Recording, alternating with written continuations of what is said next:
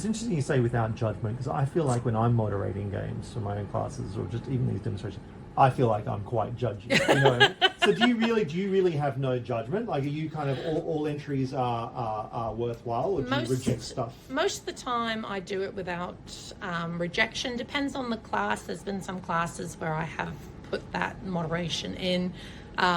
It does slow the game down a little bit. So depending on what your time frame is, that can mean you might lose a round. So you're only doing 4 rounds instead of 5 to factor in the moderation component.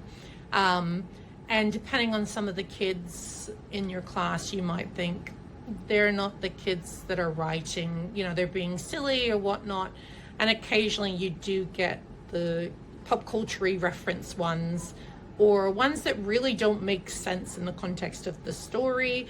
For example, we're doing a story about a boy and a girl in a gingerbread house, and then they start writing about a vampire in a cave, which doesn't follow on from where we started.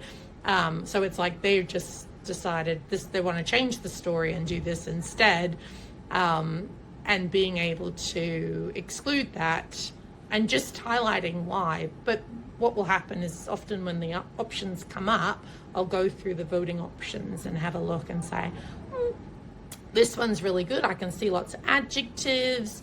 Okay, it doesn't make a lot of sense, but we can fix that in editing, but the context is good.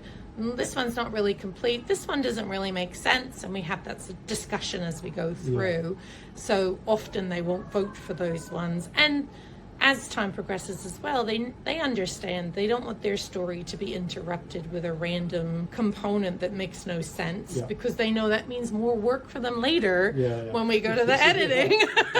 So if they can choose wisely earlier on, then that makes it much better for them in the long run. They have less work to do later on. Yeah.